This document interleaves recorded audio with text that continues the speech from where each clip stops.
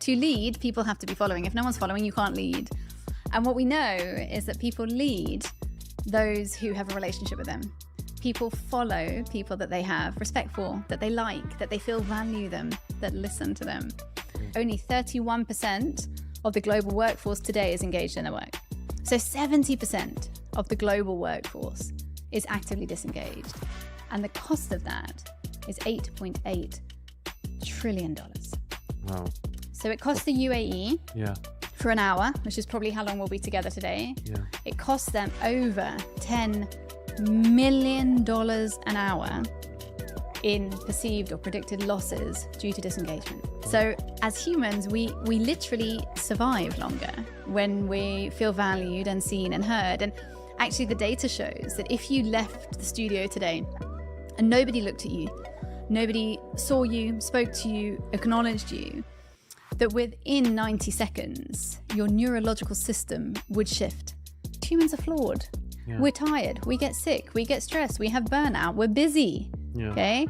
High stress, low time, enemies of empathy. A machine won't have any of those things. The machine doesn't stop communicating because it's tired. It won't be less good at empathizing because it's got a migraine. It won't take sick leave or a vacation, right? Right. So I don't agree with the people that say that AI doesn't have emotional intelligence or won't.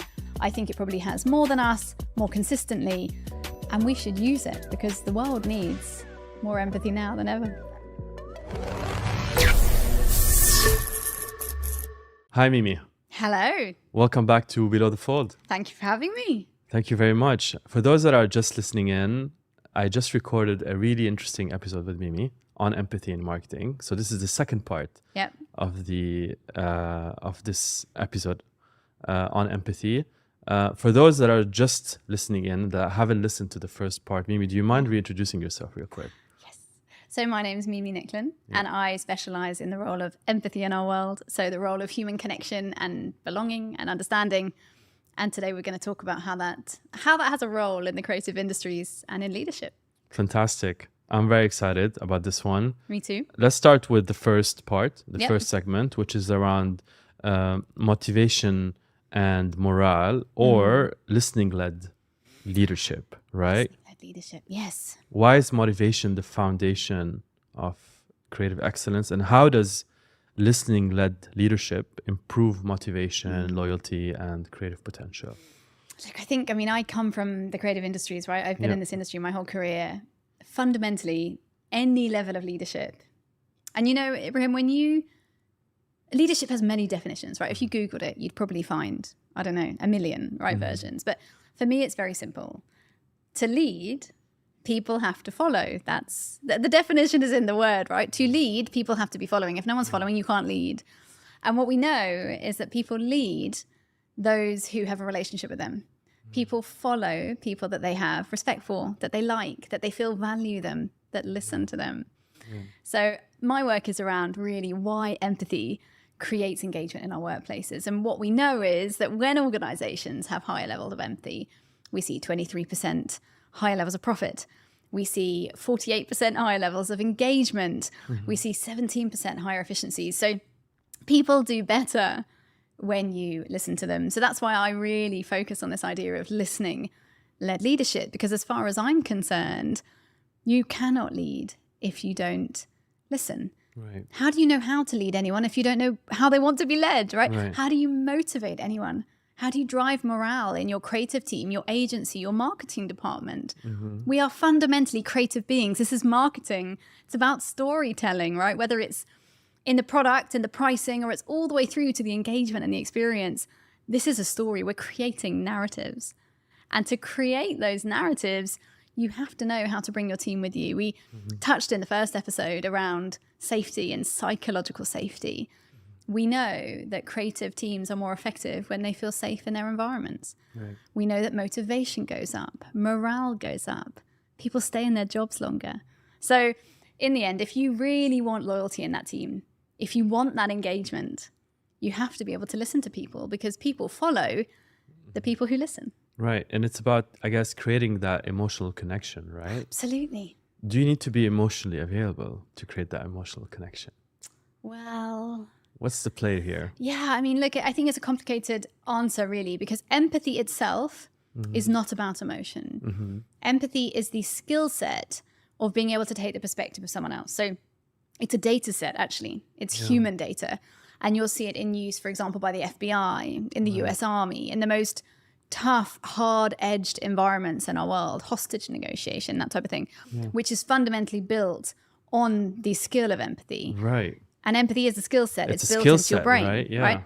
So empathy itself has nothing to do with emotion. It's not about being nice. It's not connected to sympathy. It is a skill set. Yeah. But to your question, do you have to be emotionally open to understand the emotions of others? I'm not sure you have to be emotionally open, but you have to be emotionally intentional. If I want to sense how you're feeling, if we assume you're in my team for a moment, and I'm talking to you today about a project that we're working on, if I want to know how you're feeling, where your energy is, whether you seem passionate, motivated, engaged, disengaged, right? Because only 31% of the global workforce today is engaged in their work. Right, so 70% of us, basically. Yeah. It's ridiculous. Yeah. And it's the lowest it's been in 10 years. So 70% of the global workforce is actively disengaged. And the cost of that is $8.8 trillion. Wow. So it costs the UAE Yeah. for an hour, which is probably how long we'll be together today. Yeah. It costs them over $10 million an hour in perceived or predicted losses due to disengagement. Right. Missed opportunities. Missed opportunity, because people are turning up, they're doing their jobs, and they're going home. You can't fire them. They're coming at 9, they're going at 5, they're following their job description. But that's all they're doing. You're not seeing creativity, innovation, engagement, experimentation. So to your question, do you need to be emotionally open? No, but if you want to understand the temperature check, the motivation of your team, I think you have to intentionally do so. You're not just going to magically know. And that's a skill set, right? It is. It's something that you can develop. It's not something that, you were born with, right? Yeah, these are all skill sets. I mean, the empathy itself is built into your brain. It's built into your prefrontal cortex. So you were born, everyone was born with the ability to empathize, because it's a pro-social survival skill, which means that we're talking about literally the human race surviving, right? But using it is a skill that gets better as you practice it. So actually the last 3 words of my first book are practice creates permanence. Right. Because the more you do something, the better you get at it, right? The more naturally it comes to you. Yeah. So yes, it's something you can teach your teams, and that's what I do most days, is teach people how to listen in their teams. Fantastic. So don't be afraid, to take a step and try to learn. Yeah, to absolutely. to acquire the skill set and get after this huge amount of money that's missed, I suppose. Exactly. Every right? hour. Imagine if we can have it. Yeah. That could be our $10 million. Right. Any company should have it. Imagine what you could do with your podcast with $10 million. Yeah. Amazing. Yeah. There you go. There we go. You're welcome. You're welcome. It's ready. It's out there. Fantastic. Let's jump onto the second one. Yep.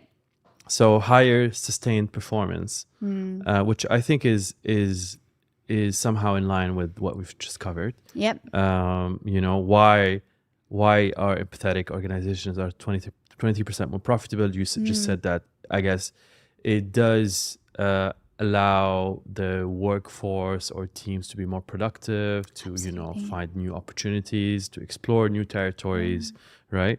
And how does feeling valued, I suppose, and connected lead to higher and sustained performance? So I guess people would feel more appreciated. They feel maybe a little bit more content. Absolutely. Right. And when you feel content, it's the same thing with sports, right? Yeah.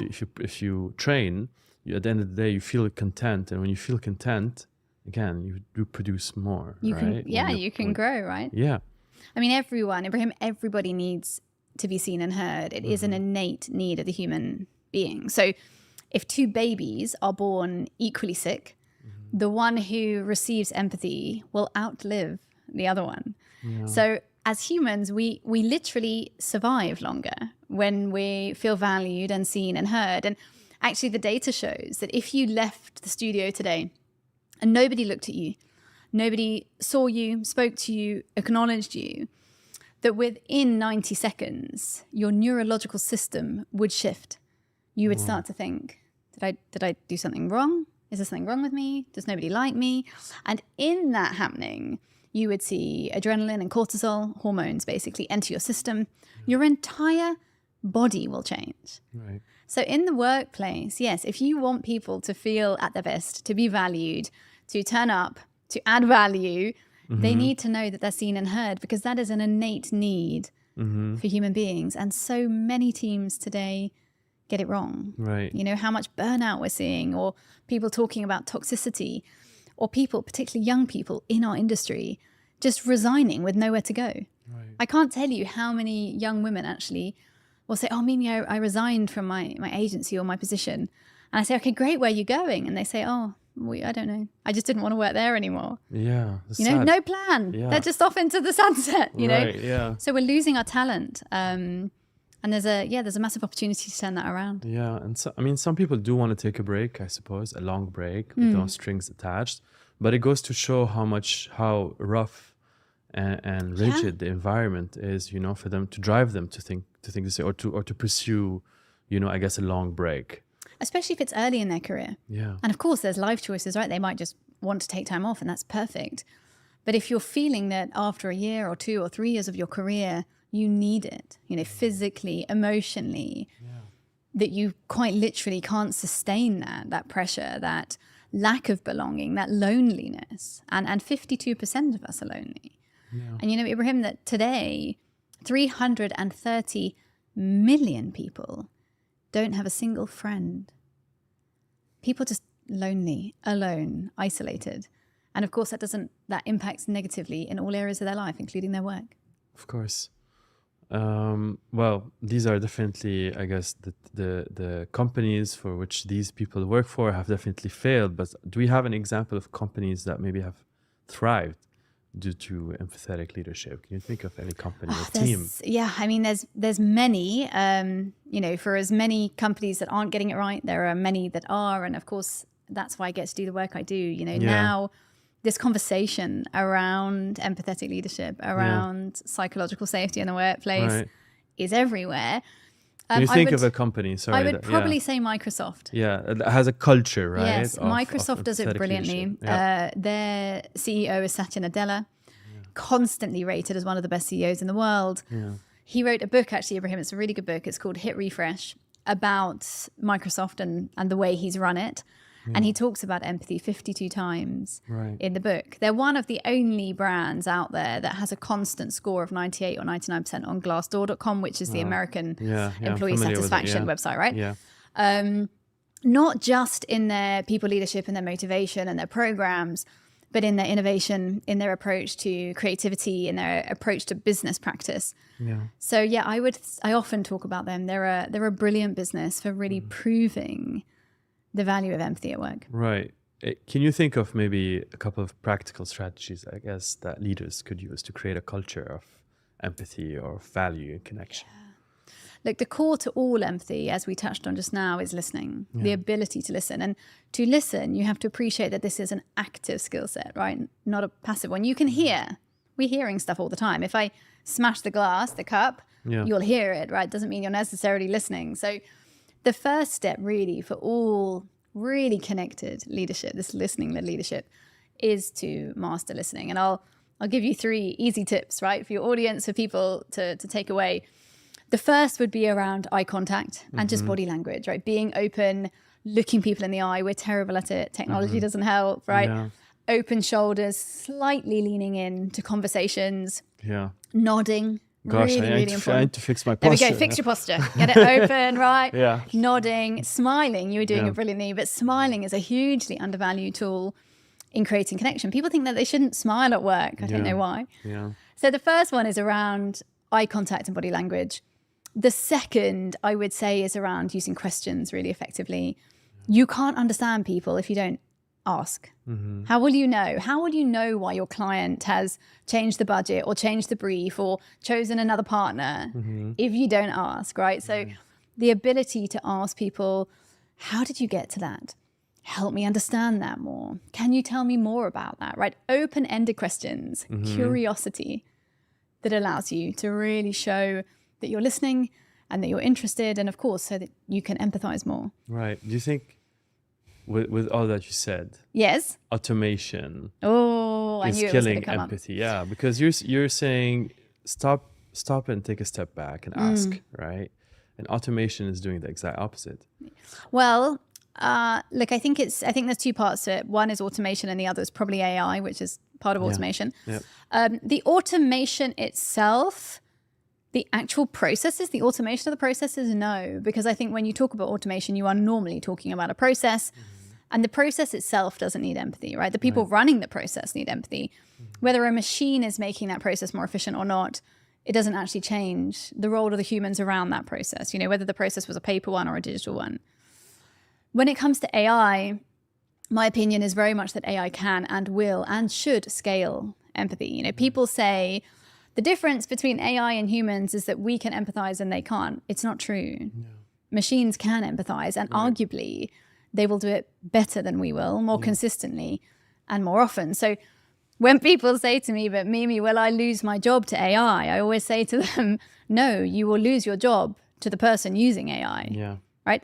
We have to embrace it. Yeah. Will it kill our empathy? No, it will scale our empathy. Yeah, because it's a skill set, right? It's another skill set the machine can learn. And yeah, it's different, right? In person, humans, we have different senses. We have different abilities to sit around a table, to smile, all these things that the bot won't have necessarily, at least not for now. Yeah.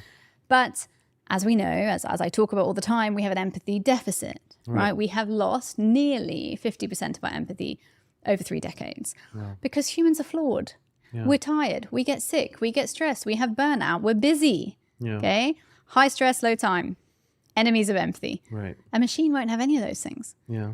The machine doesn't stop communicating because it's tired. Mm-hmm. It won't be less good at empathizing because it's got a migraine. Yeah. It won't take sick leave or a vacation, right? Right. So I don't agree with the people that say that AI doesn't have emotional intelligence or won't. I think it probably has more than us, more consistently, and we should use it because the world needs more empathy now than ever. That's very insightful. Thank you for that. Let's jump into the third one. Okay. Which is resilient teams. Yes. And I guess the discussion points here are, why is psychological safety often missing in the creative industry? Why is it so critical? How does empathy foster resilience, tenacity, and creativity? And maybe the last point is the role of empathetic leadership in addressing the attrition crisis, right? And all of this goes back to resilient teams, right? Building resilient teams. It does. Yeah, building resilience. I mean, as human beings, to really understand resilience, you have to understand something called the fight or flight response, which anyone who's ever done any yoga might know of it. But the masterclass in like 60 seconds is that when we were cavemen and women, we were living in the jungle, and a tiger came out of the jungle, we had 2 options only to survive. We could fight it or flight it, run away. Right. Because of that, the way that we evolved, you're like smiling, you're like, yes, Mimi. But in order to survive the tiger, bear with me, we evolved to do something with our brain that was, we would move the energy, the blood, away from the parts of the body that you need to think. You don't need to create a strategy when there's a tiger coming for you, right? So the brain would move your energy, your blood to your limbs, to run, your arms to fight, heart to pump faster, lungs so you can breathe. What that means is the parts of your brain responsible for thinking, strategy, resilience, engagement, they're literally starved of blood because I'm trying to survive. Right. Even though humans have evolved amazingly over hundreds of thousands of years, we still don't know how to decipher between types of stress. So when we go into an agency environment or a marketing team environment, which is very high pressure, very high on disconnection, we don't feel we belong, we don't know where we're valued, we don't have high safety, we're worried about being embarrassed or chastised or criticized. Our response in the brain is the same as it was when we saw the tiger, hundreds of thousands of years ago. The brain doesn't know that the fear of a tiger is different than the fear of a toxic boss. Right. So what happens is the same response, right? All those hormones come. You will experience it with things like butterflies, nausea, headaches, agitation. Yep. And then, of course, you can't think properly because there's literally no blood in that part of your brain. So when people are in that very stressed state, their resilience decreases because the body is actively trying to keep you alive. Yeah. And we're not meant to live in that state, Ibrahim. Right. Those hormones, the adrenaline, the cortisol, they're meant to come into your body, fight off the imminent threat, and then they dissipate. But in today's working environment, for many people, they're living under that state of stress. Right. And So when you think of resilient teams or the term resilient, yeah. empathy isn't the first word that comes to mind, Yeah. right? Well, So how is it related? maybe not, but the reality is if you don't have understanding of your team, the dynamics, the people within it, Yeah. you can't create resilience. You can't create any level of sustainable culture without understanding the people in it. Because in the end, creativity, leadership is a people game. Right. So to create resilience, you have to understand the people and the environment You need to understand the to prerequisite. do it. You right? do, Right. Yeah. right? You need to understand those people. So it's the same with children or with anything. If you want children to thrive, you need to understand them, Yeah. this classroom, this teacher. So it's a very human reality. There can be no level of sustained resilience without human connection because we are created as pro-social species. Right.